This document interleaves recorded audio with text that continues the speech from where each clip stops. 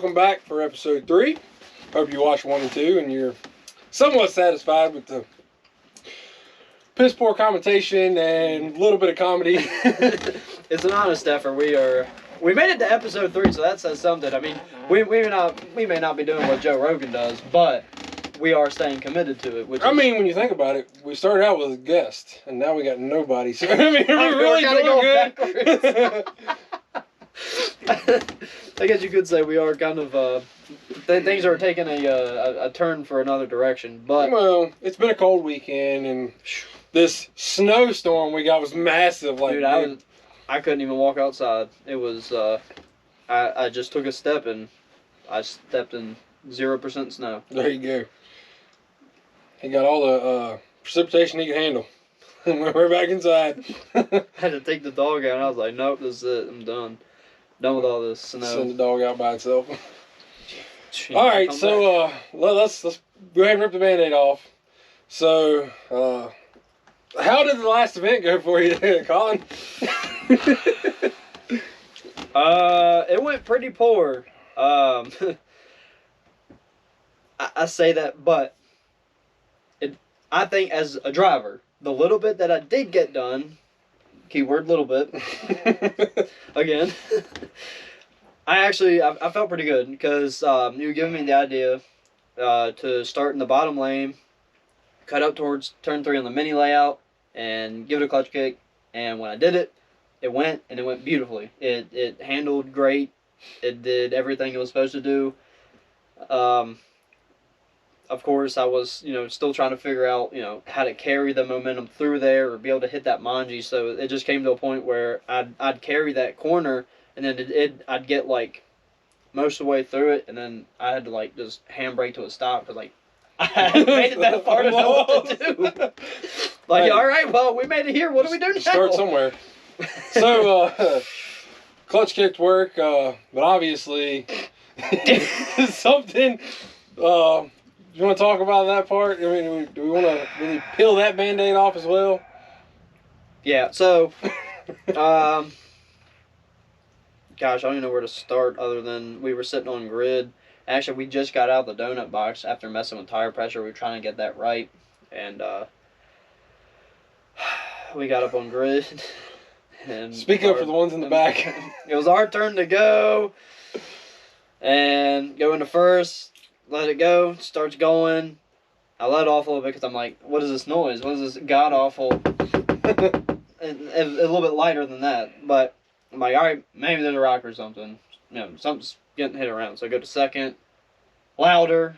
More consistent. I look over at Dylan. And he's like, back to the pits. And I'm like, all right, I know. So, like, all the way back, I'm like, losing my mind. I hadn't said the words yet. I said them after I got out.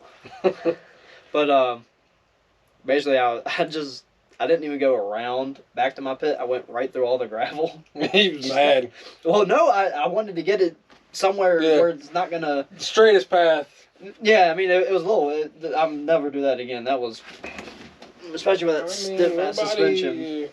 Well, no one said that, but I think I did right because by the time that we started up again to see if we could diagnose it in movement, it was a lot worse. Mm-hmm. And then it just kind of got a little bit worse, putting it on the trailer. And by the time we took it off the trailer at my uncle's shop, we backed it off, and it was pretty bad. But the concerning part was, I think the clutch is coming apart, and it's pushing itself farther in pieces. Mm-hmm. It hadn't come apart yet, but it's getting there, because when I parked it and I let it out of gear and I gave it a little rev, it was very softly starting to knock with it. So, well, the big question is, I'm going to cut you off. Big question is, so what's the marketplace value for it? What was it at that point in time? Because I heard you personally say you were done. You were going to sell it. You can't get past this hour-and-a-half window. So I cannot. I don't know. It'll just be an hour-and-a-half auction. See how low we go. How low we go? We're gonna start high and go. Dude, honest to God, I think I got a penny in here. I'll give you right now. Call it a day. Well, it doesn't work very well. Or I'll trade you straight up. I'll trade you the G straight up. Hey, they're about in the same condition. They don't run. You can push them. That's as far as you're going.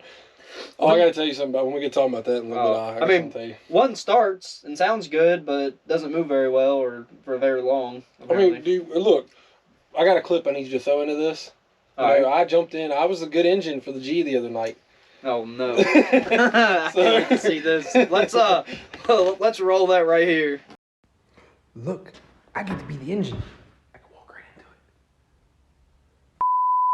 What's your So what are you thinking now? I mean, have I convinced you of this other joining the dark side more or less? I think it's gonna happen. I don't even know how to initially start this, but I will say this week we're gonna be putting the truck under, figuring out. Well, I guess we're going under the truck, not the truck going under us. Because you put it on the lift and it goes up.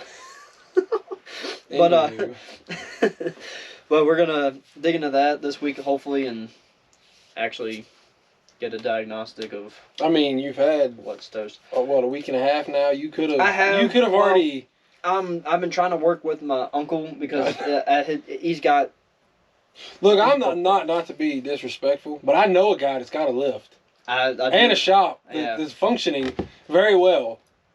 I mean, we could very well. I'm just saying. If you're willing to do that, we can. I mean, you know where it's at. This is true. Maybe we'll just show up there one day. I'll just be there. Ask for the key. Go do your thing. Well, I might end up taking you up on that. I'm gonna make a phone call tomorrow, figure out what we're looking at. Because your best bet would be to drop transmission, and hopefully it's external. Yeah, hopefully it's just a clutch. I mean, that's. But I'm gonna be honest, my second event. No. My first event. I blew the tail shaft off my car. Like it separated the housing, the shaft, sheared. If I can find, actually, I'm gonna search just to show you. You can pop a picture in if you want. But I'm positive that I put a picture up of it missing. Like if it broke, and it wasn't good gravy. It was astonishing the way the housing snapped, but so did the shaft. It didn't just break the housing off transmission; everything went. Not that I'm trying to jinx you with that kind of bad luck. Well, I mean, I'm not gonna say I know what I'm talking about. From what I can hear, if the transmission's like right here, the sound's coming from farther forwards. Okay. So I think the transmission is safe. I think it's something between the pressure plate, flywheel, and the clutch. Something is on its way to trying to. So this is like initially what we seen, and I'll send you this so you can put it in for everybody else to see. And now I'm thinking, cool, we're good. But in reality, that's what happened. Oh my gosh. How does that happen? Like it sheared off. Like I pulled the housing off so I could see the inside, and we had transmission fluid. Everything was golden. We were good. Transmission fluid, and it's weird. So, and somebody may correct me if I'm wrong, but I've been told and researched a lot that the T5 that comes in those Mustangs don't use gear oil in the transmission. They use ATF. Most transmissions, like manual transmissions, use gear oil, not ATF. Yeah. Those have to use ATF. It's weird. And what happens if you use gear oil? Is it just going to destroy it? Oh. I mean, I know some mechanic. I mean, I don't know. I'm not a transmission person. I couldn't tell you. Yeah. I build some shit, but as far as knowing the technique. As far as lubricants and all that go, I've been thinking if I run like a 5W40 in my car that runs off 5W30, is it going to leak as bad? Will it hold a little more oil for a little longer, a little thinner? Lighter weight. So I just need to run 15, it's 40? No, if you run, they say you run 520 in the winter, 1030 in the summer, because the car gets warmer and. I can't keep oil. I mean, then your best bet is go to Walmart and buy it by the case, the cheapest shit they got. Don't matter. Or go to Royal King. They sell shit fairly cheap. Get it a 50-gallon drum. This was alright. So this is an idea I had like 3 years ago when the problem was pretty persistent. You just gonna put an oil pump in the rear and just slowly pump it into the car? I've got a little more sophisticated with it. Oh, okay. There was gonna be somewhere on the block. There would be an oil level sensor, and as soon as it goes underneath that, it pumps a little oil in it. Just That's getting creative, but that sounds like a lot of extra bullshit to deal with. That's why you do it on like a 4-cylinder. You test it a couple times, see if it works, and then if it doesn't work, then you just sell it on Facebook Marketplace. Fuck it, here you have it. I don't want it. Well, I mean, so talking about some weird situations with oil. So my wife's dad gave us a car. It's been years ago. He gave us a little Honda Civic, a little 4-door. It was ragged fuck out, like 200-some thousand miles on it. But, dude, we drove it around. Like, I drove it. One day we got in it, and it wouldn't start. Battery was fucking shot to shit. Didn't have any jump cables, jump box. Didn't have another vehicle to even jump start it with, even if I had these things. So, but I had a lawnmower. Riding lawnmower. Starting with the riding lawnmower. Took the battery out of it, put it in the car, and drove it for like that. Drove it with the lawnmower battery in it for fucking ever. Until we sold it, yeah. That's insane. But here's the reason I bought the car, because we were talking about oil. So this car was shared on different. Basically, her sister came back from where she lived, borrowed it, ran it with no oil, like ran it almost completely out of oil. Started to get a really hard tick to it. Hadn't like really screwed nothing up, but started to get a tick to it. I'm like, okay, well, her dad. He's a truck driver. So his solution is he went into the shop and got a couple gallons of used track and trailer oil and dumped in it. That son bitch burnt through oil dude. You knew that car was, you was behind that car because of the white smoke cloud. It was like you was rolling a fucking diesel with bad injectors. That son bitch was rolling white smoke. No matter what you did. Tractor trailer oil. Used tractor trailer oil. Not new, used. He just went over there, he didn't give a shit, just scooped it up, poured it in the car. Like, I have seen some really off-the-wall shit in my life, but that was up there. Dude, oh my, so who thinks this? Like, alright, here we go, this'll work. Alright, well, what you think, alright, it's knocking. Well, you don't want thin oil, you want thicker oil. But I guess he didn't take the concept in, like, used oil is thinned out. Yeah. So, I mean, that's all we ever put in it. That's all they ever put in. I put regular oil back in it when we started driving it, but fucking same situation as you. Quart of oil a week. It just, I don't know where mine goes. So there was that. It's burning off. That's well, there was actually a recall in my car. Something on the valve rings it's or a Scion. something. Still Toyota. But it doesn't matter. Look, when I was in school, the only ones that drove them Scions were chicks. I know. I'm trying to get rid of it. I offered to buy it, and you didn't like my offer. Well, it's not that I didn't like your offer. It's like right now I'm trying to, rebuild. Well, you got your hippie truck. I mean, you're good. See, but I think you need to just jump on the bandwagon, get a real car. Are we really? We're gonna do this right now. And get a seat time, and learn how to drive. Look, all right. So we went to we didn't pick my car up that day. We just went out there. We just rode over.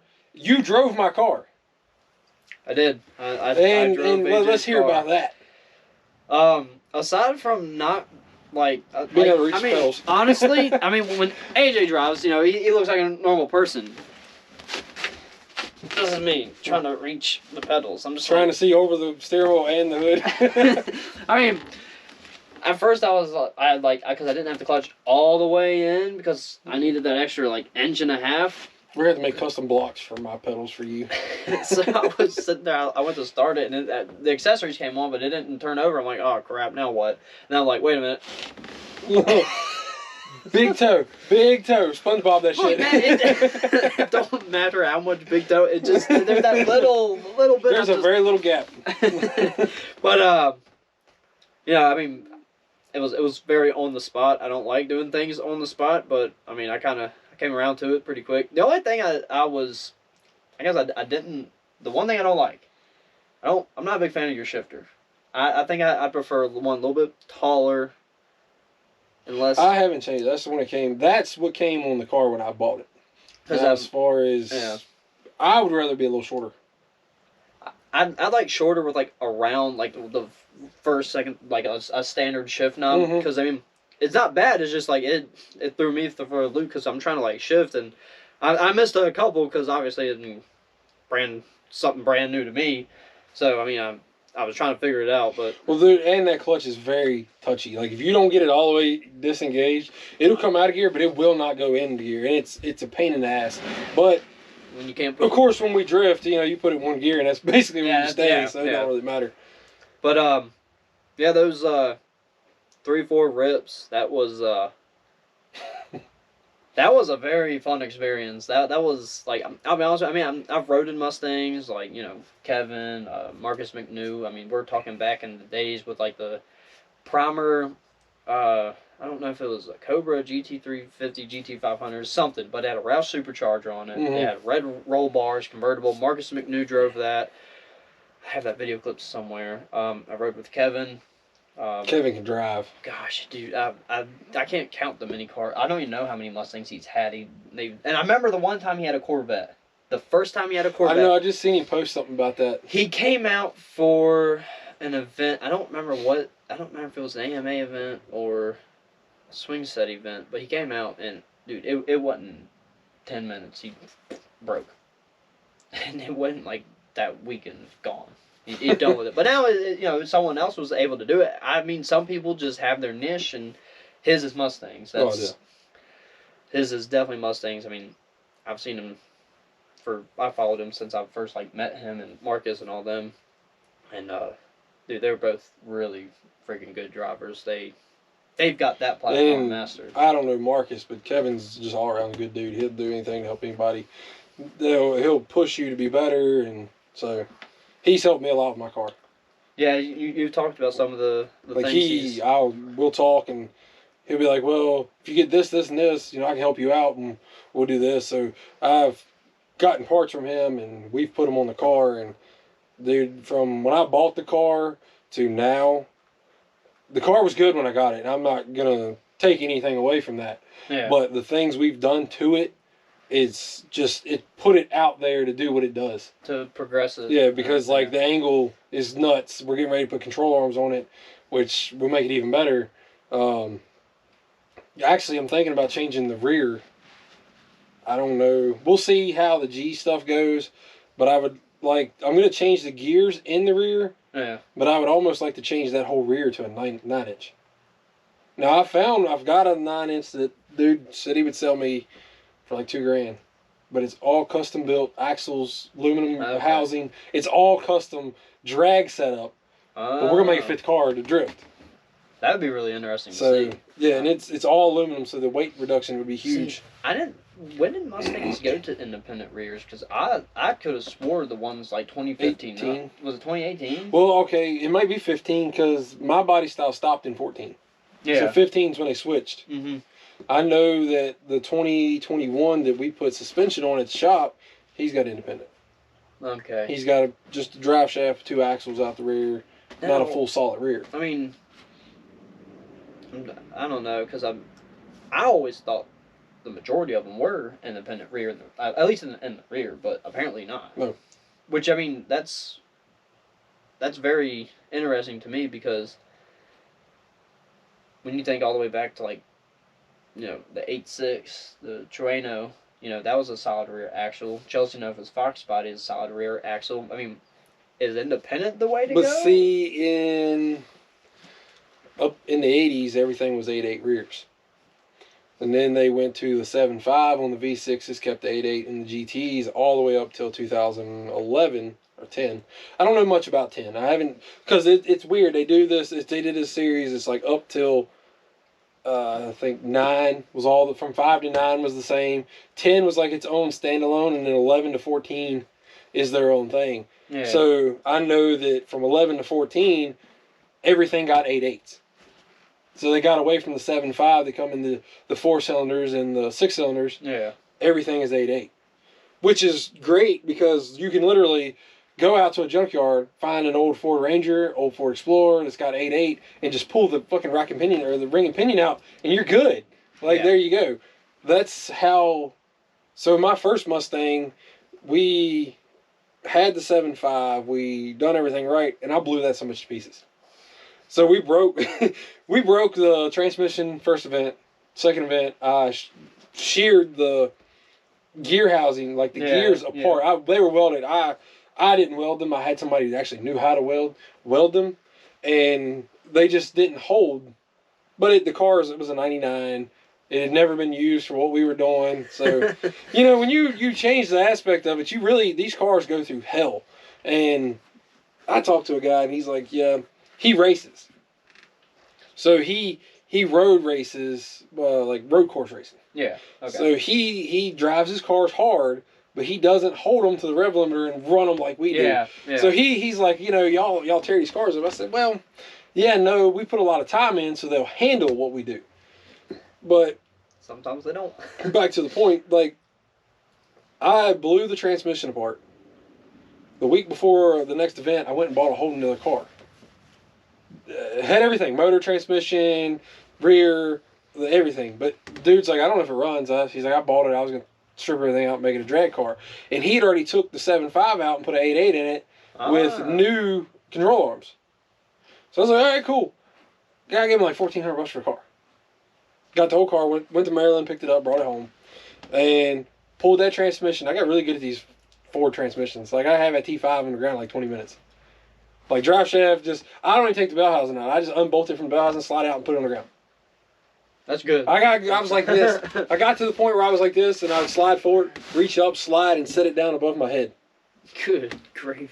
I didn't have a choice. Like, I was doing everything in my yard. Yeah. And, like, one car was on a concrete pad, the other car was, like, where the bus is at, and it's a gravel spot I made. So I was laying in the gravel, pulling one out, dragging it over here, and sliding it back in this one. But we went to the event, and I blew the rear end apart. Well, luckily, the spare car was already up on blocks, and I'd already started pulling shit off of it, because I was going to pull everything I needed, set it to the side, and then have the car taken away. I didn't need the shell. Well, thank God I didn't. Blew that shit apart, and I was like, it was like, Vince started at 10, at 11 o'clock, I was broke. Like, I didn't even get the fucking day going. I know what that's like. And it's like this, it's like, I hadn't even blown through tires yet. I hadn't even burnt up my first set of tires. I went through like 5 events before I ever shredded a tire. So don't feel bad that, like, things happen. Yeah. But it happened at 11, I came home, manhandled the rear end on the truck, went back, yanked that one out, put that one in, and by 2 o'clock we were driving again. And drove all night. Man, that's crazy. That was in September. And then we went to Tandem. And I had the car tore apart again before Tandem. I didn't even know Tandem was a thing. I didn't even know they were there. Yeah. I happened to be home. Heard this ruckus, because, the track's like right here. Heard a ruckus. I was like, something's going on the track. So I was like, come on, let's ride the track. So we all went to the track, and sure enough, there's a fucking event. Oh, coolest thing ever. So we went, a buddy of mine went with us, his girlfriend, we all hanging out. And I found the guys that was doing it. I was like, I want to drive. I was like, I live across town. I want to drive tomorrow. They're like, yeah. All right, just bring your car back. So I was past his tech, you could drive. Good. So I came home, got here at 11 o'clock. I called a buddy of mine. I was like, hey, I need you to weld this rear. Because I had just picked up a new gear for the 8.8, because I was trying to change from the 272 or 273 up to like a 373 so I could get a better gear. I called him up at 11 o'clock. I said, hey, I'm coming to your house. Can you weld this? Yeah, come on. So 11 o'clock, I'm at his house. I get home at 2. I get it all bolted back into the rear, push the rear up under the car, and stop. I jump out of bed at 8 o'clock the next morning, scramble to get the car together. We were on the trailer and heading to the track by 12 o'clock. That's dude, and I'm telling you, this was scary, okay? This was literally my 4th event, running with some motherfuckers that can drive. Yeah. And you wear their hat. They can drive. Everybody comes to their events are just gnarly. Yeah, they throw down. So going out there and not really knowing a lot, but trying to just not be afraid at the same time, it was cool. Yeah. And then I went, like, second, third run out. I'm still nervous. Next thing you know, I look in the mirror and this motherfucker's chasing me. I'm like, oh my God. Oh, So no. I'm on it. Well, then we run all night, no problem. Well, then at like 8:30, 9 o'clock, getting close to the end of the night, the fucking ball joint separates in the front. My wife's driving. First time she's ever rode with me. Oh, and man. we go hurling towards the wall. So she thought she's like, then she never rode in that car again. I fixed that car and drove it. Like, I came home. The parts car's still here. So, came home, pulled the whole... It bent the strut tower. It fucked everything. It sent the wheel back into the fender. Oh. I don't know if you seen the M3 at the last event. His ball joint split. Yeah. And he was getting into line for grid. He hadn't even, like, wasn't out there.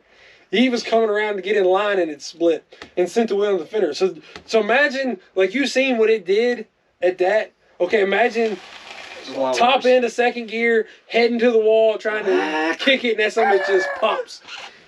And, I wasn't as gentle as they were. I, like, threw a bitch in reverse, got it backwards, got it turned, and fought the car off the track. I was like, I'm not going to be, You are not throwing me off! I'm bad enough. Y'all ain't dragging me off here. I'll get this motherfucker. I will keep my dignity! And I got off. But, dude, it bit a bunch of shit. So I brought it here. I got pictures of that, too, and jacked it up, ripped the whole fucking... There was nothing in that wheel well whatsoever. And then went to the other car, took everything, put it over to tie rod ends, strut, the whole control arm. I replaced all of it. And then we went like a week and a half later and kept going. Yeah. That's the motivation you got to have with your truck. Yeah. Like I told you the other day, the only issue with your truck is everything is one of a kind. You can't just grab another one and set it in your yard and have it. You'd have to search and like I need to get like 6 of these, 7 of these. Like I need 25 to make of those. This, make some of these, make a couple of these. Well, I mean, you need to make this, and this. Then take it to the machine shop and say, all right, make me like 12 of each of these.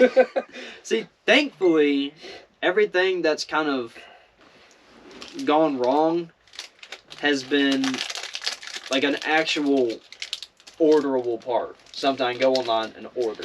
Now, of course, alternator. Got it offline. Yeah, but you tried to fix your brackets. Well, it wasn't the same one, because the one that we actually picked up came out of Carlisle. We went up there for, I don't remember what it was. We went up there and we bought that one at Carlisle. And so getting that same exact one was a little harder. Finding one like it wasn't too hard, but I mean, price-wise and whatnot, it was... Oh, no, that's the same thing. Oh. Yeah.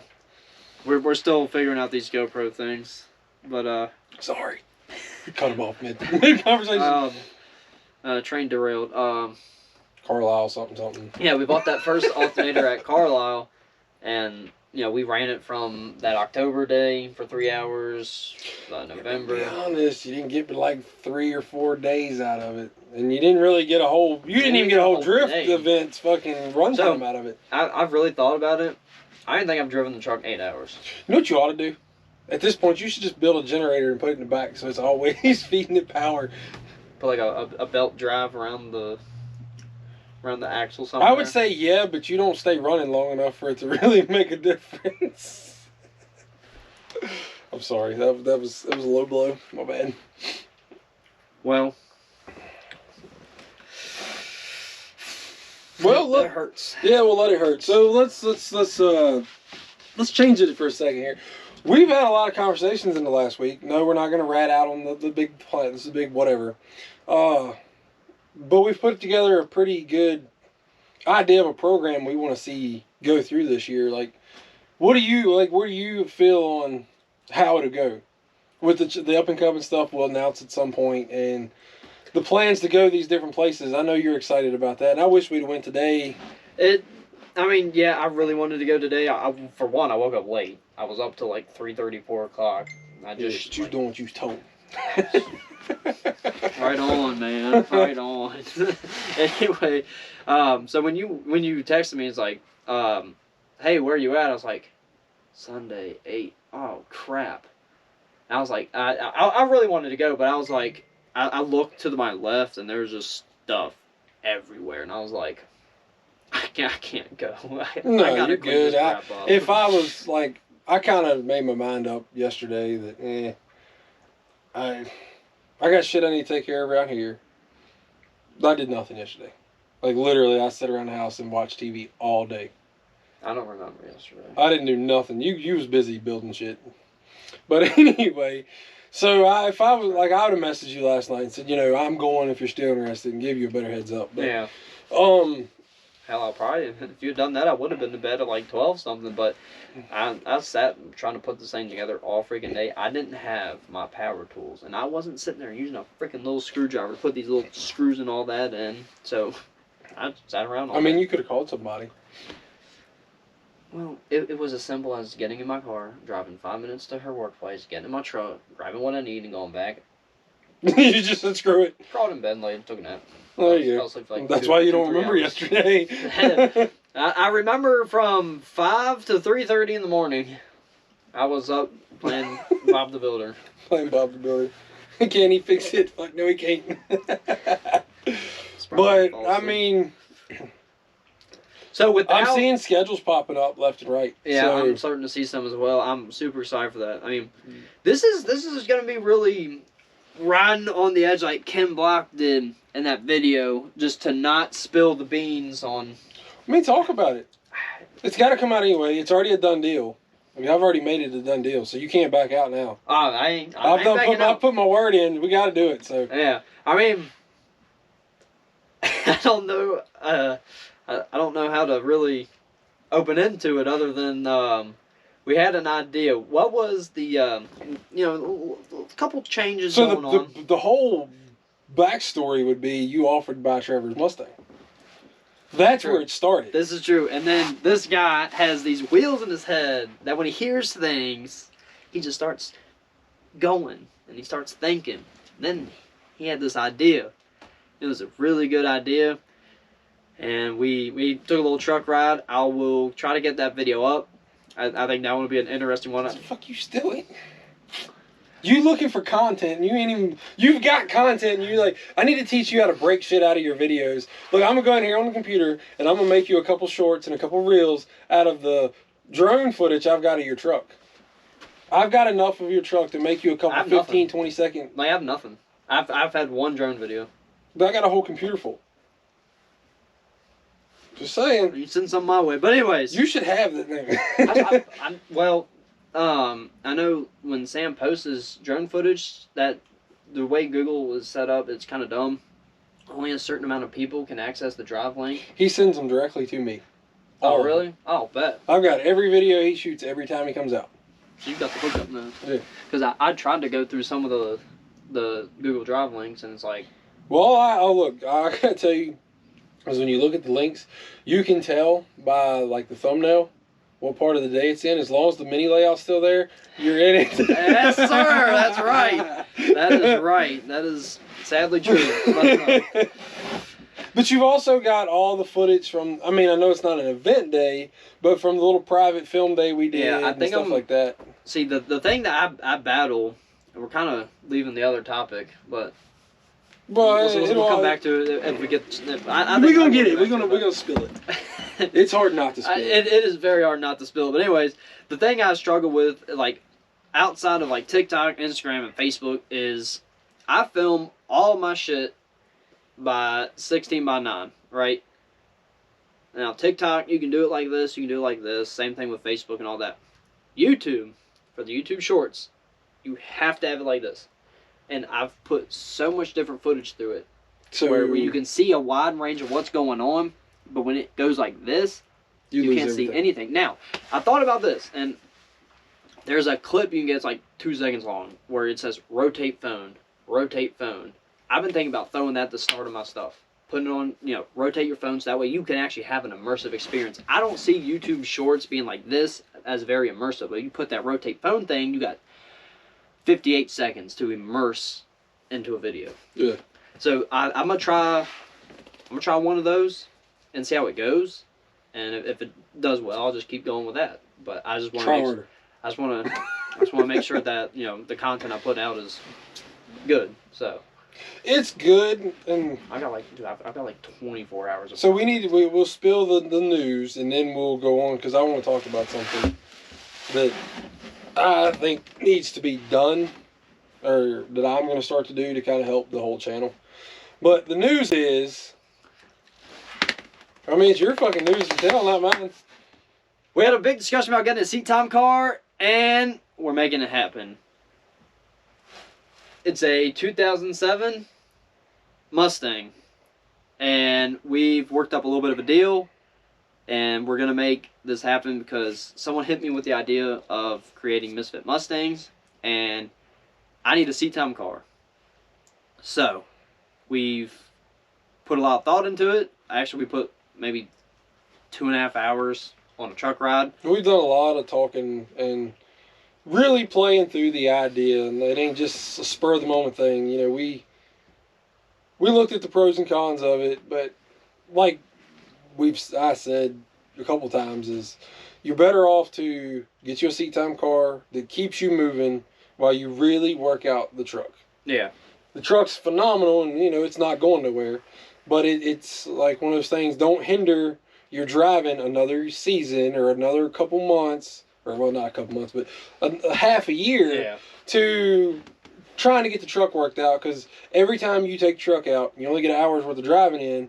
You lose 7 to 10 hours worth of driving every time, and it's hard to justify staying in it if you're not getting nothing out of it. See, and I super agree with that. And you know, when I talked to my dad about the whole idea, it's like, look, I'm gonna try to find like a seat down car. It's like the truck is not a problem. What's the problem is I think how I'm driving, I'm not 100% there yet, and the truck is built for, you know, really good capabilities. I'm not saying I don't have them, but there's things I need to tie together.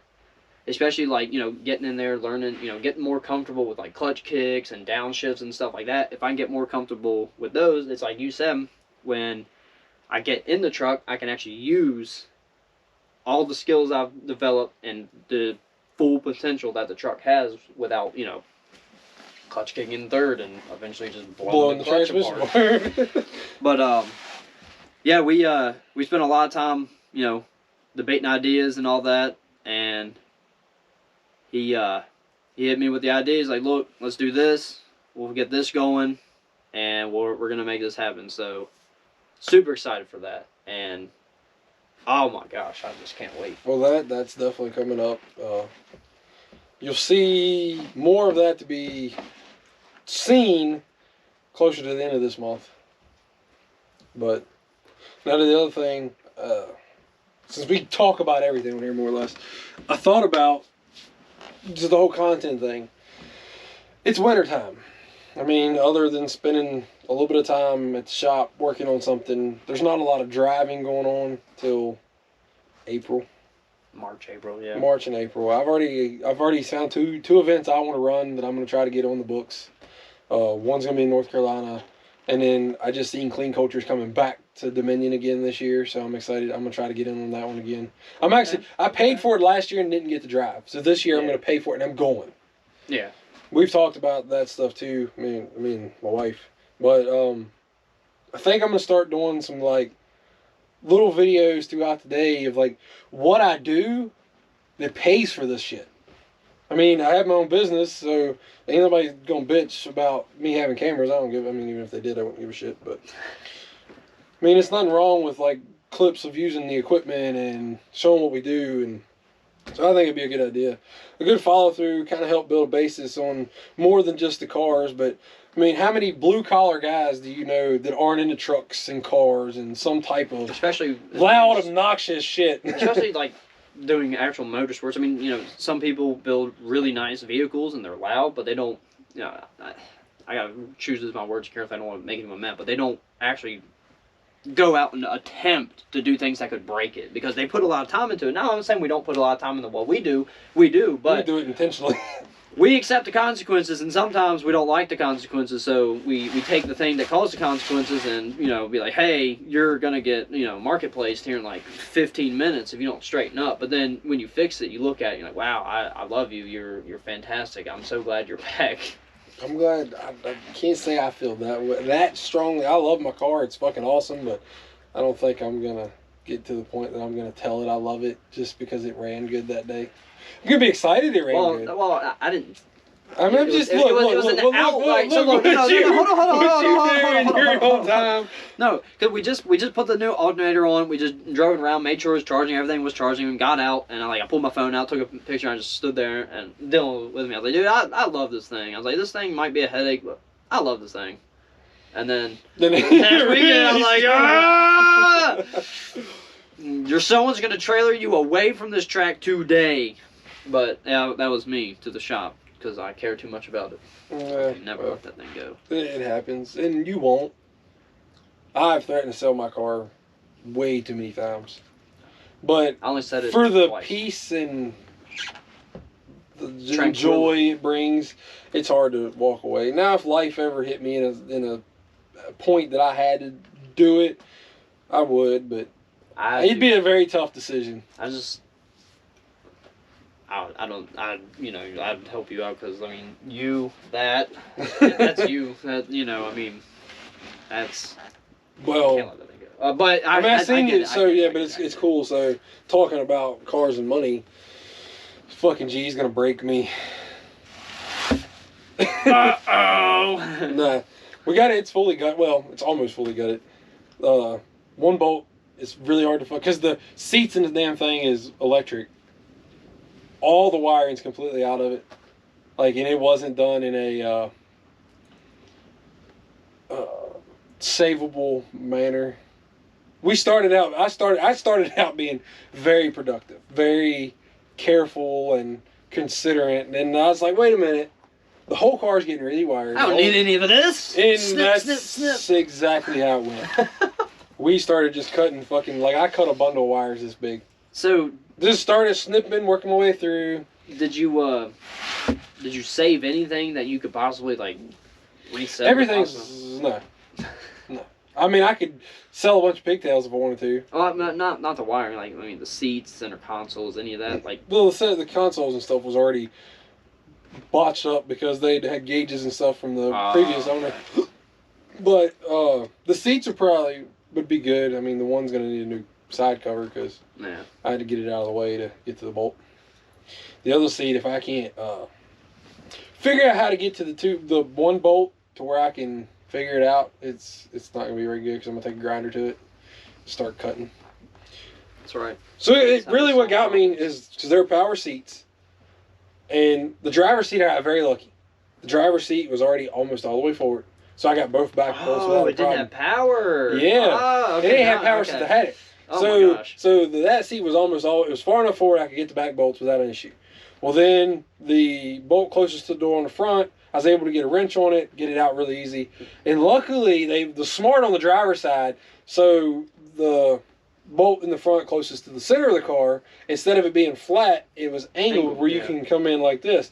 Got that seat out without a problem. Passenger side's completely different. Yep, absolutely. And it worked out. It was horrible because the seat's almost perfectly centered where all four bolts are underneath the seat. Gosh. So it was, I got one of the back ones out and one of the front ones out. And then the one on the front closest to the center is tucked way up in here. You can get a wrench on it, but you only get an 1/8 inch of a turn each time you fucking do it. And so I'm gonna have to buy. What size are they? 14. So I'm gonna have to get some ratchet wrenches. I got a few ratchet wrenches, but not the size I need. How much space do you have? No, you can't. Socket's not gonna fit. Ratchet's not. It's got to be a wrench. And then the other side. You just cut a hole through the seat. Yeah, that's probably what's gonna. I'm telling you, it's getting irritating. So But Brandon helped me strip it down. But what I'm gonna have to do is with the other back bolt that I didn't get out, it rounded off. Ugh. So I'm gonna try to use an extractor, and I hope that it wants to play along. But it's not looking too good, so the grinder's going to be my solution. I think extractor just means grinder. No, after about 5 minutes. I'm gonna try with the proper tools. 5 minutes, and then extractor. So you'd be lucky if I make it 5 minutes. That's somebody's don't start doing something in the first 20 seconds, 30 seconds at most. I'm gonna be pissed, and shit's gonna start flying. just go underneath and just cut it out from the bottom. I'm just gonna look. What's gonna happen is I'm gonna take a sawzall and cut the back of the seat off, and then pull all the cushion out, and then take a hole saw and drill a big hole and just straight down on it. That's a great idea. I got a 5-inch hole saw. We can make some work. Just light the seat on fire. Just cook it away. No, because then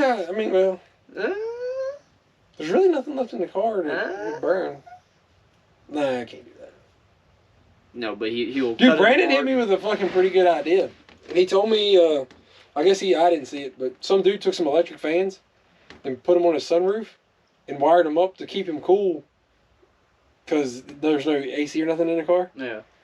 And the car's got a sunroof. So I'm thinking, yeah, why not? Keep the sunroof, make it where it works, and then wire a fan up there. So when you open the sunroof, you can turn the fan on and pull air down on you while you're trying to drive. So, I got a little bit better of an idea for you. I was like, don't you kill my fucking... No, it's a good idea.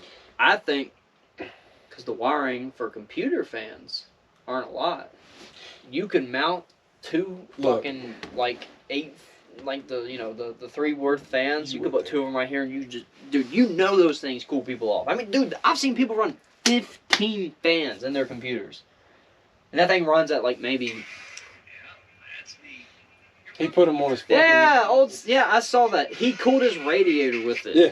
Oh, my god. Brian said that to me last night, and I'm like, that's not bad. I mean, think about it, dude. You got fans that go like this to, the size of my hand. You put 3 of them at the right angle, dude, it'll cool you off all day.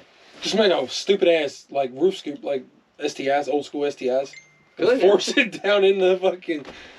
It's not season. Just do the whole, tracksuit cooler box. Just do all that. Seems like a lot.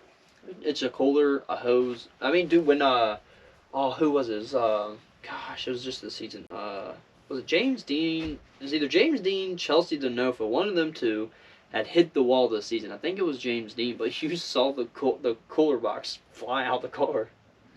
When he got hit and rode sideways, it was James Dean. Yeah, the cooler's just on the ground, and there's a water bottle running out of it. Right, yeah. Right, man. You gotta do what you gotta do. Yeah, but them fucking cars get hot. Well, I mean, yeah, they're just right up against the wall. I mean, I would like to ride at the most smokiest FD track. I want to know how these motherfuckers drive. When you're behind somebody right here, I mean, yeah, I guess if you know the line so well, but how do you know that the guy in front of you didn't just explode his motor, just come into a complete stop, and you're just, looking through smoke, and then, next thing you know, the smoke starts I feel like there's somebody talking to him. Yeah, that makes There's got to be a spotter. What does the spotter do when he can't see? Yeah, but he's not in the car. Well, I mean, yeah, okay. If they're watching, if they got an upper view of see what's going on, then they've got full... They know exactly what's going on. That event we're talking about, James Dean went out. I think the next event, he spotted for somebody. I think it was either Von Gittin or Denofa. One of them two. Probably. But, imagine just having the cooler go out the window because you rode sideways on the wall. What an experience. Well, I mean, you getting back to, what was it, Evergreen, where dude flipped his fucking car trying to smash the pumpkin? Pumpkins, yes. Oh, my Lord. That had to have been a ride. All right, I mean, we're talking about, 2023 viral moments. Let's go back to the one midsummer. That dude driving the 240, leaving the track, and that freaking spring pops off, and he's, sitting there like this. Okay, was you not at swing set when Bond's car did that, mid-track? No, I was... Dude, he was driving, and next thing you know, he's like this, looking down, because it popped the back of his... I think I was... Or it was a front wheel did it. How did it... Whatever happened, it worked out just right for Bond. He drove off. It leveled on 3 wheels. He drove off. I heard about that. Because I think when that happened, I was riding with somebody. And we just happened to be in transit behind the wall. And he was coming off. So, because when we got out, everyone was like, dude, you see Bond's car? And I'm like... No, what? I mean, if you would have showed up to any of my events, early season event, early year events, hold on. No, I had no idea. Early events, I had messaged you before one of them. That was the September 23rd one. So that was the event I lost. That was the event I lost my wheel. Funny story about that. I had already talked with Jeff and all that. I was supposed to have a private day that day. That sounds like a personal problem. which is good because we actually really weren't ready at that point. We still had a little bit of wire. No, but that was fun. I mean, I went out there and I took my car and I was like, I'm not gonna drive. Then it rained.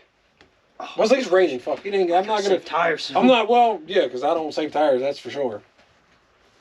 You guys make sure you look at the stack before you leave. How many tires are fucking back there? Like, I new ones actually to be used. So I had 2 like used tires and I gave them, and he actually said that they were pretty good quality used tires. I don't know what they were. They were some sort of Goodyear, and he said they were pretty good. So They held up. They did what they needed to do.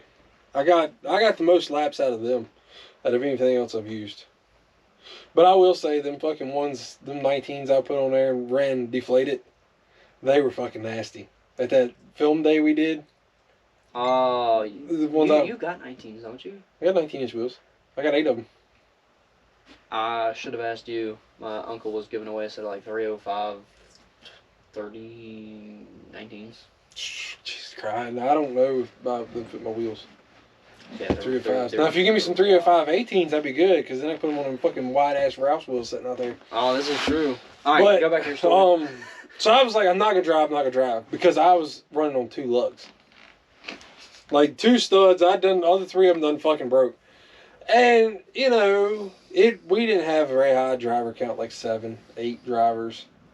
So when, like, nobody was really out there, I'd go fuck around. And we were running a hot lap style, having fun. My wife's driving with me.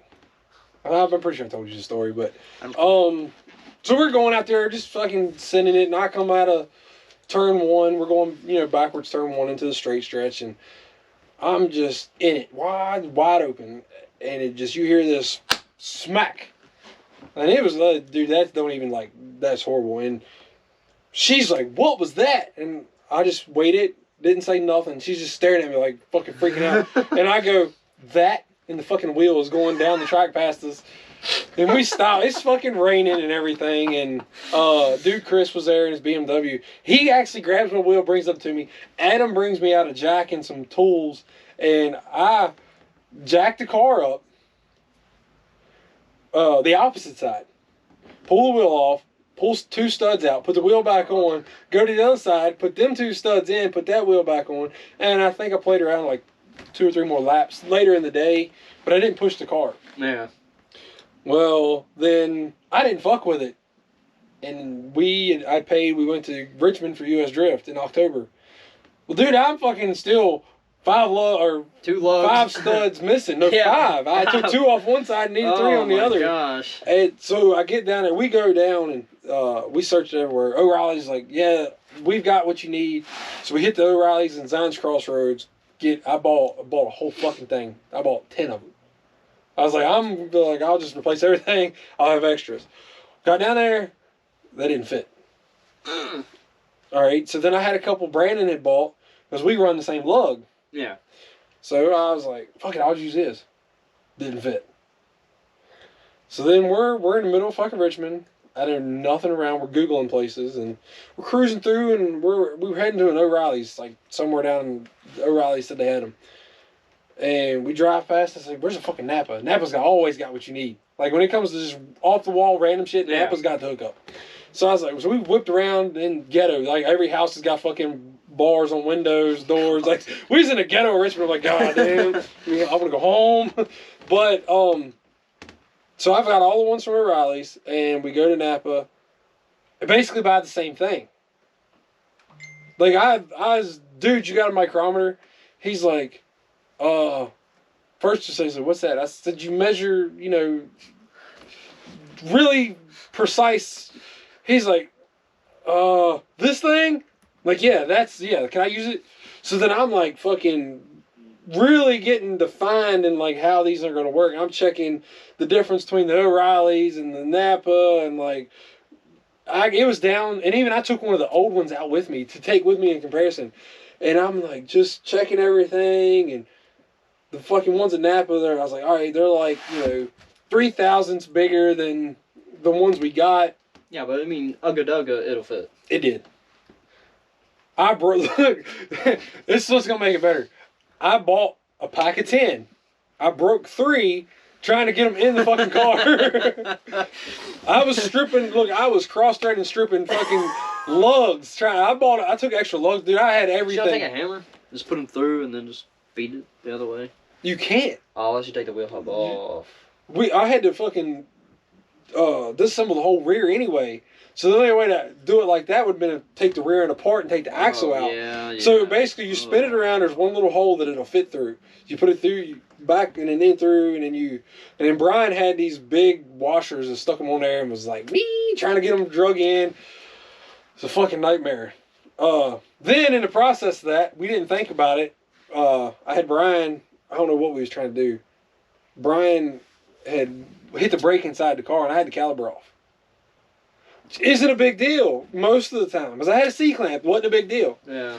Well, Ford's got these funkified fucking rear brakes that's got to be twisted. You got to have that special tool that when you to tighten it up, you got to twist them in. Yeah. So here I'm fucking pissed. I can't get this thing closed up enough to get it back on the caliper, or on the rotor. Can't get nothing. So, luckily, Brandon Derringer and them was coming. They lived in Midlothian. They was coming to hang out, and I was getting mad. I told the lady, I said, I'm a fucking, we're going to package. I'm going to sell this motherfucker. No, I didn't threaten to sell it. It was already like 1 o'clock. I was like, dude, we're going to load up and leave. I ain't no fucking point in staying. I done paid this money. We didn't get to drive, all this. And she was talking to Brandon's wife, and he brought me the tool. So I was thankful he showed up with the tool, and he brought me an extra stud because I was still one stud short. So he swung by in advance and was able to get me the right one. And so we got it put in, got everything good, and drove. But that fucking event was a nightmare. It was fun, but it was a lot of headache for 4 hours. The little bit of time I drove. Dude, I didn't get to drive the whole time. Yeah. Because they didn't have a tire changer set up. Oh, my God. I only had 6 mounted tires, and you know how fucking my car eats tires. And you can't destroy them there like we do at Shenandoah. Like, when they start peeling, you're supposed to kill the run and go change tires. You can't come off on a rim. How are you supposed to, I mean, I guess. You can tell. Okay. You can tell the difference. Like, when you're driving, when you have, that sometimes, but when you're really driving, you can tell the difference when your tread's good, when it's not so good, and when it's not there. Yeah. Because when you're good tread, you're running full force, the car's gripped up, it's doing what you want it to do, and when your tread's gone, it's like being on ice. The rear slides really easy. You could not mean to spin, and it'll spin because you're on metal. Yeah. It's all wires exposed. Your whole top cap of rubber's gone. I mean, that's that sound you get when people are like burning them off. You hear that, and then they just explode. I mean, it's fun. So you just got to be like mindful of like you learn the sounds of the tires and shit like that. I'll get there once I get out of the mini layout. That's all right. You get there. I mean, you can get there in the burnout box. So I can burn up some tires in the burnout box. So we also talked about this, and like I think for the next event, any kind of warm up, do one donut in the donut box, do one run of a mini layout, and then stop. Just don't get back in the truck for the rest of the week. Because obviously it doesn't make it out of the fucking mini layout. I know, we ran the layout you wanted to run too. I know. Yes, I know. I mean, now I want, so this whole Mustang idea and seat time car came about because I stole Trevor's car.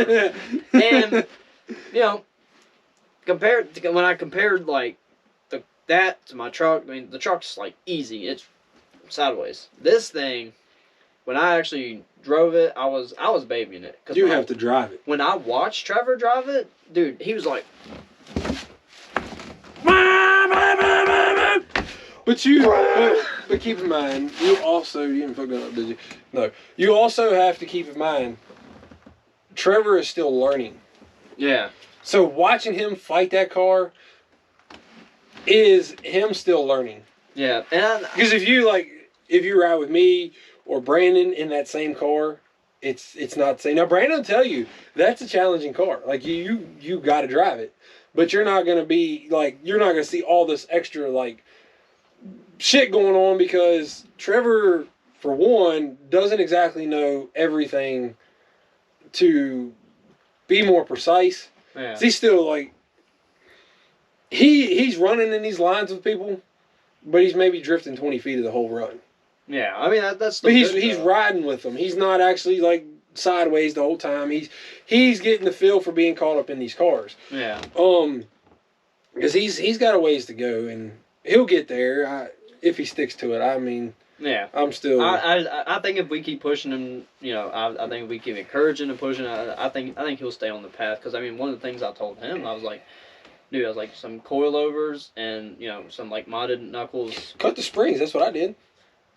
And yours like that? Yeah, I cut the springs. It made a difference too.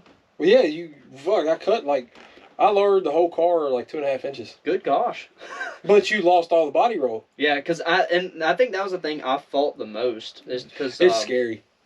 Well, it's not really that. The thing that frustrated me was like when I did get it to go, it's like it just kept going. And there's no angle. I don't know how to explain that car, dude. I enjoyed driving it. And anybody who drives them, like Adam going into Pro Spec in his this year, yeah. Dude, I got mad respect for y'all. Because it's just not a car that I would want to stick to. And so anybody who gets in them and they that's been their everyday car and they drive, and I've seen Adam drive in person. Yeah. That car's nasty. He can drive. Like him going into Pro Spec, he earned every bit of that. So, like he came out to the line practice at Tandem out here, and I'm sitting in line. I got this Mustang. I'm sitting in line and just bebopping, waiting to go. And you look over, and there's this SN95 almost fucking like 93 degrees sliding by you like butter. How do you do that? Like slinging this like LS3, just running this car to death. And it's like, I mean, I'm fairly new, but goddamn. Yeah. I mean, one of the things that Trevor told me that I didn't like was that I was like, hey, what's your rear tire pressure out? And he's like 25. And I'm like, that needs to come up. He's mimicking, well, I run less than 20 if I can. Yeah. Which, I mean, I feel like, I don't know, I feel like if we had gone, I wasn't going to make changes to his car. I mean, I guess I could have, but. You could have. I wasn't going to, I just felt like, you know, if we had pumped tires up and get them a little bit more slick, I think it would have went a lot nicer. I think when I ran mine, I ran 40. Yeah. 45.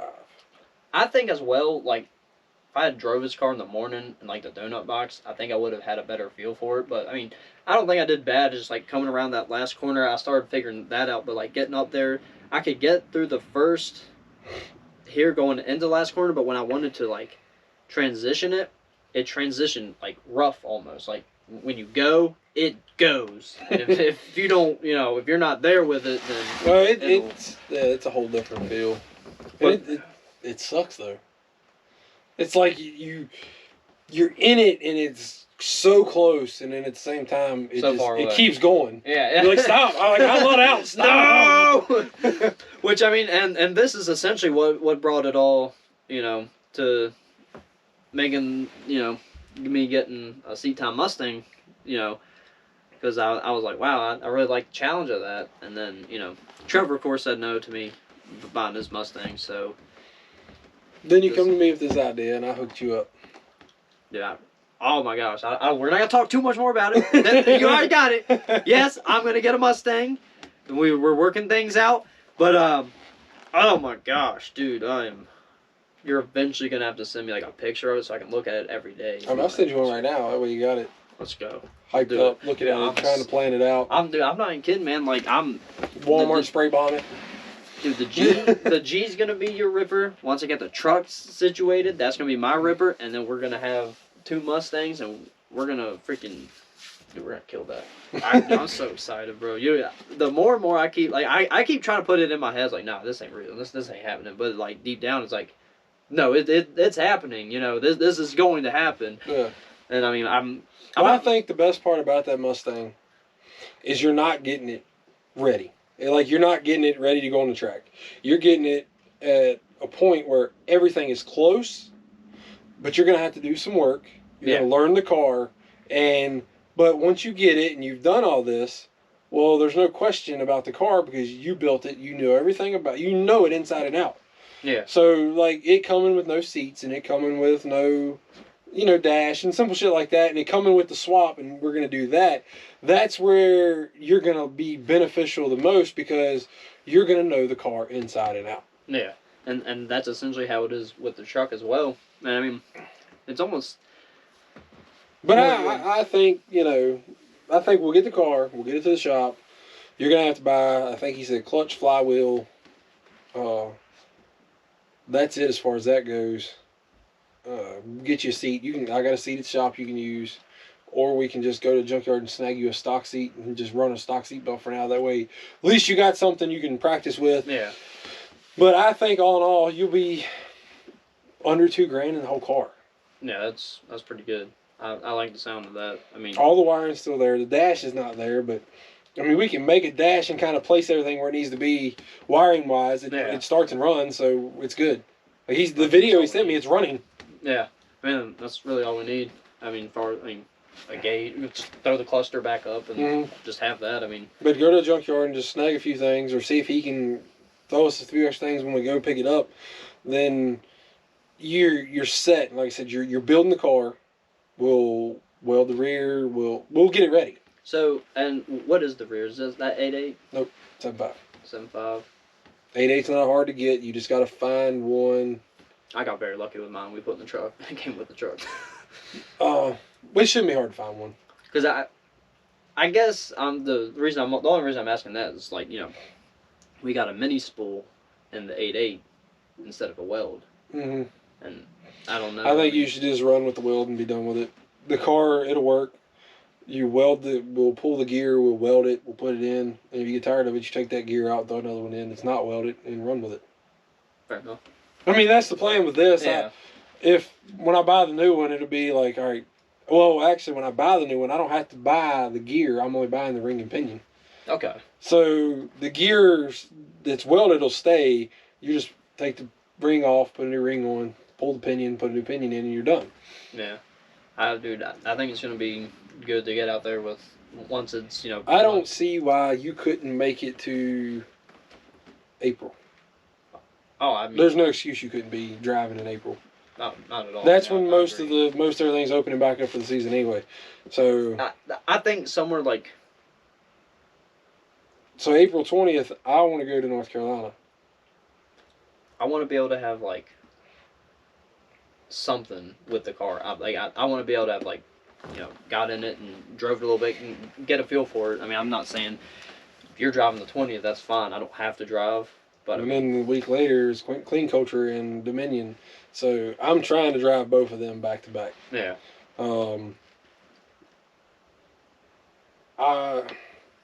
We'll figure the rest of it out. Yeah. I've gotten a few other things I want to put together and stuff like that. The G's I'd like to have the G sent out by as latest second week of March.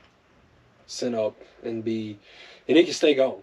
I mean, they can stay gone until June. And then bring it back in June and have everything ready to slap in it. And hopefully by August have it. My birthday's in August. I'd like to have it done for my birthday. Yeah, that's fair. Well, that's a good solid 8 months. Yeah, that's not too bad. But dude, as far as everything we're working on trying to get set up here, I think this year's looking pretty fun. I think we're gonna be able to make a lot of things happen, and I'm just ready to see where it goes. I mean, I can't say, tomorrow let's do this, like that. That's never how I've been. I've always been, if we're going to do something on a whim the day of, that's fine. We'll do it. I mean, I'm good at that. I'd pick just random shit. Like today, hey, you want to do episode day? Yeah, let's do it. Let's go. So I got worried. I was like, I couldn't find the media mod because we were moving stuff around, and then I just dumped something out. There it is. There you go. Well, one last thing before we cut it out. I mean, we've been at it for an hour. But doing a private day next weekend. Try to get a lot of footage. I want a good footage day because the car needs to go to the shop this week. So I'm going to get some prep footage and then footage while we're there. Yeah, you just let me know and I'll bring my good stuff. And we'll get everything ready as far as in car footage, outside the car or outside the track. The question is, can the camera guy keep up? is he gonna let the camera guy do a donut? Absolutely. I told David the other night, and it's on camera. I think it's on camera. Yeah, it's on camera. I told David the other night that I would teach him how to drive my car. Oh boy. He wants to learn he wants to drive. He just picked up another 7 Series BMW. It was given to him. It's got no motor, but it was given to him. But he's also got a spare motor and transmission that came with his car. So he's thinking about building a 7 Series drift car. God, Bon is the best person to talk to about so that. Big body drift cars is the move. I told him, I was like, do you want to learn how to drive? He said, I'd really like to. I said, okay, I'll teach you my car. I mean, worst things worse, it gets wrecked. It happens. I mean, I've wrecked it. Yeah. I've intentionally hit the wall, and I've unintentionally hit the wall. So I've seen some of the intentionally. I don't think that if he wants to learn, I don't think I should hold him back. No, I mean, I'll make a deal, you know. You know, and he's kind of been, you know, he's been doing media and stuff like that. He's where I was. I was doing media for a long time, and then I wanted to drive, and I mean, I don't know that driving's what he truly wants to do. Maybe he just wants to try it out, and if he likes it, he'll stick to it. If he don't, he don't. But he's done good for me. He's done things for me. I've barely known him that long. He went to DOD is when I met him, so I've known him for a month. But he's a good kid, and he takes great pictures, and every event we've done since DOD, he's been right there to help with grid, to help talk with people, to make sure we get all the pictures we need. He's done a lot of things, and I think it's only fair that I do something in return. Yeah, and I mean... Other than he comes and stays at my house. I think everyone in media at some point wants to just try. Like, they just want to be able to sit in a car, not riding, but that's like we chased you down for your camera. Dude, Tyler shows up, dude. Look, Tyler shows up, and he does take bomb-ass pictures. Yeah. He does good work. And if I had to have anyone chase me, he's who I'd pick. He's got that WRX, it's all-wheel drive. Dude, he drives the hell out of it. Pretty good. So, when I was thinking, you know, I want some chase footage, and it was an opportunity to come up, Tyler, you want to chase me? Dude, he lit up like a fucking Christmas tree. He was so excited. Yeah. So then we're like, and then right after I said it, I was like, shit, my cameras aren't here because they was in the truck and she had left. So I was like, I know where one's at. So we hunted you down. And then we couldn't find a damn screw. I had my mount, but I couldn't find a screw. So I searched around. I took the one out of your truck. So if it's not in there, I owe you one. No, it was in the truck. I would say it's somewhere now. It might still be on the mount. No, it was in. I took it off the mount. No. Like, off that mount on another mount somewhere else. Oh, because that day I took it off that one. Yeah. And used it. And I like 60. well, I mean, I got a handful of them too, but they were all in the truck. Yeah, no, that's fine. So I was searching. I was like, well, we come down, we check the bus. I was like, God dang, one of the bus neither. And I started walking back. I was like, wait a minute. I was like, all right, I'm going here. And that was like, so that's what it's about. Like, it's everybody says drifting's community, and that you can't get more community than helping everybody who helps you do something that they really want to do. You just kind of have to watch your approach, because you threw me completely. You're like, you come up to me, I'm like kind of tired, kind of out of it a little bit. I'm kind of, and he's just like, give me your camera. I'm just like, what? Like, well, what's the idea? Well, tell me what the idea is. Just give me your camera. I need the camera. Where's your camera? Dylan's like, I don't know. Am I supposed to do this? But, dude, it was. I mean, in the shorts on the YouTube channel. Yeah, dude, it was good. So freaking good. That looked really good. I've got another run of my own, and then we've got 2 of Jacob. Jacob did good. I got those sent to him. Well, you sent them to me. I sent them to both of y'all. You sent me, then I sent them to him. Yeah, because I sent him. Because the way they came off is like I downloaded his first, and then yours. Yours was first, his was second. Mm-hmm. So that's when you download stuff to like an iPhone, it sets it by date. Yeah. So I sent him yours, and he's like, "Oh, that's cool. You got mine." I was like, "Oh shoot, okay, let me send you these." I was like, "I don't know how I got backwards about this, but yeah, dude, that stuff came out good." I would strap a camera to my car and chase. I really would. Oh, we might have to make something like that happen. I mean, I've got a clamp. I'll just clamp that thing to my hood. I can't think too much. Yeah, but are we doing track chasing or rope chasing?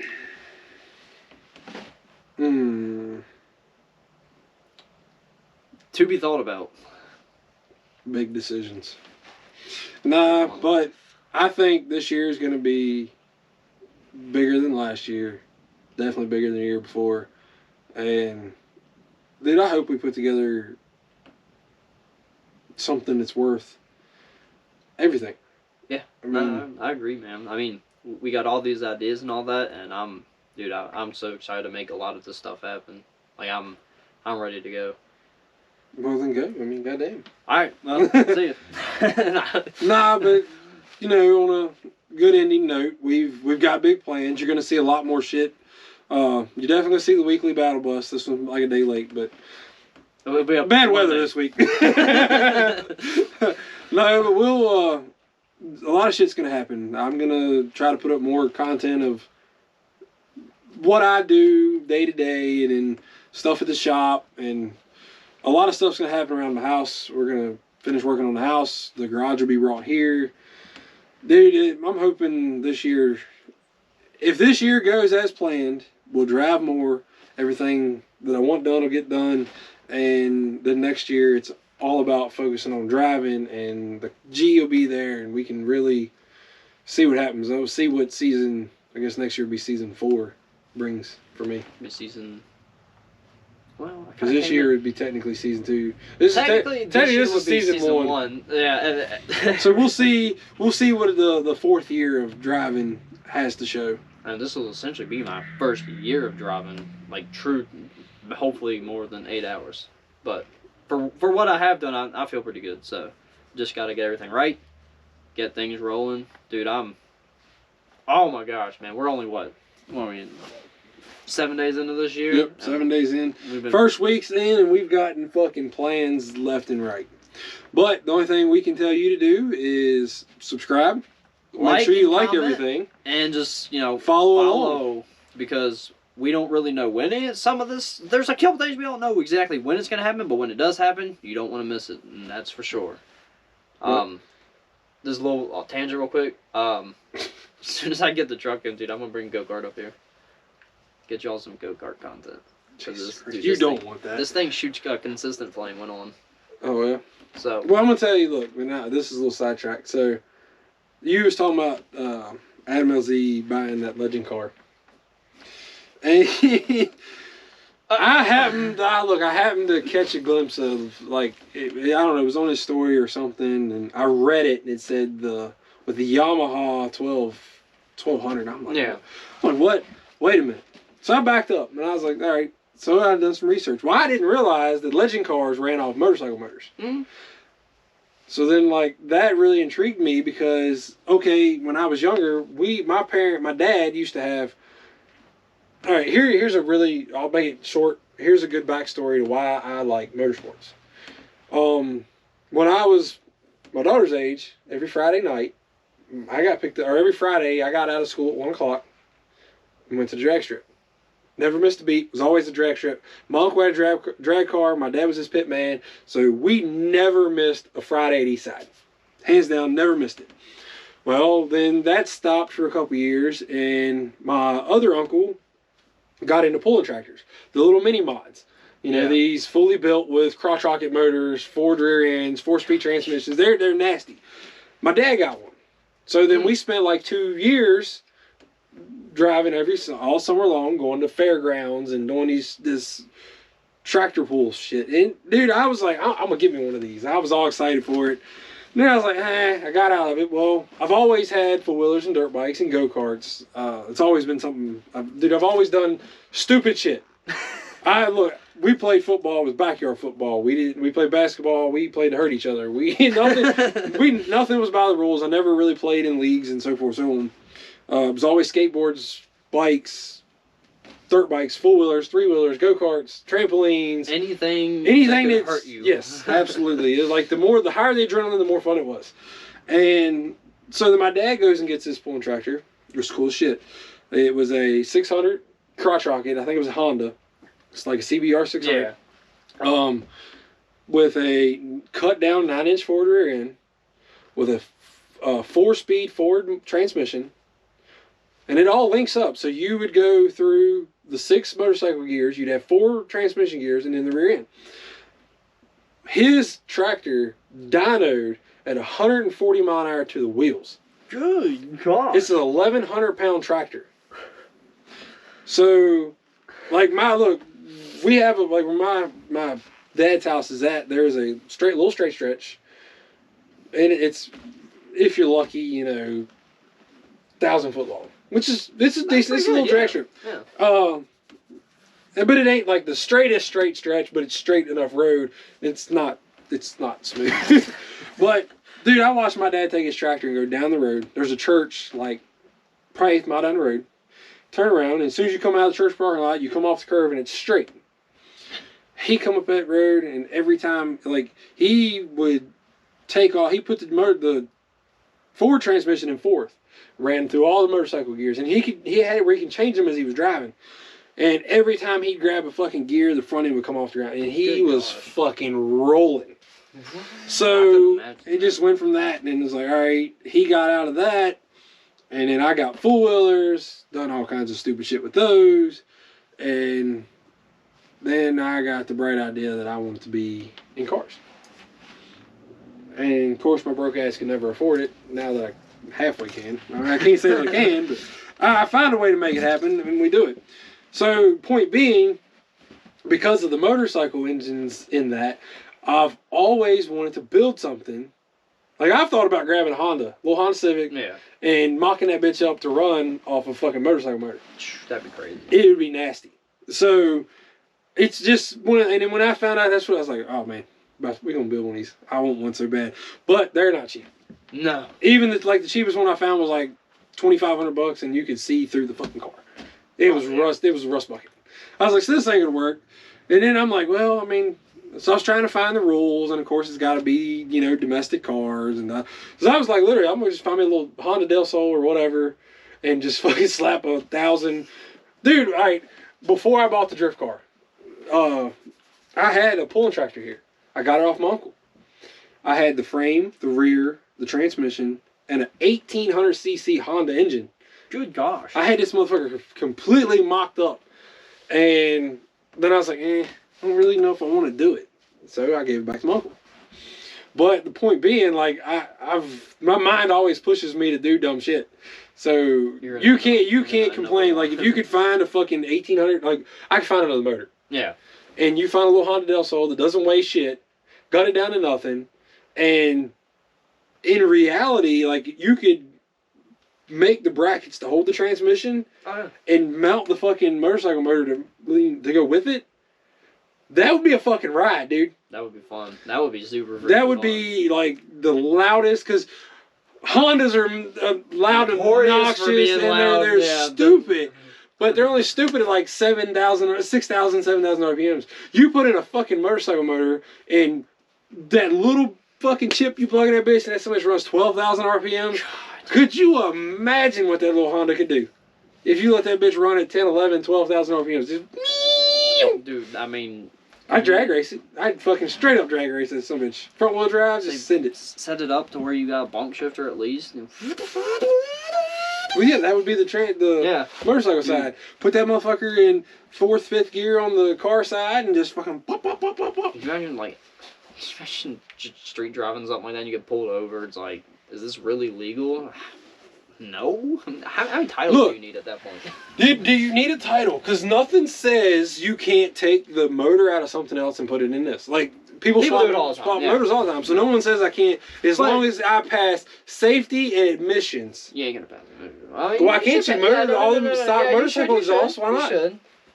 As soon as you get out of the shop, just put the aftermarket exhaust on. No, leave it in there because that's all you need. It'd be fucking obnoxious and loud anyway. Have you not listened to these motherfuckers when they're cut off? No, this is true. Like, my dad's exhaust was like this long. And it was 4 that came into one, about this big around, and it would fucking shatter your eardrums. It was horrible. Sounded wicked as fuck, but it was loud. So this is.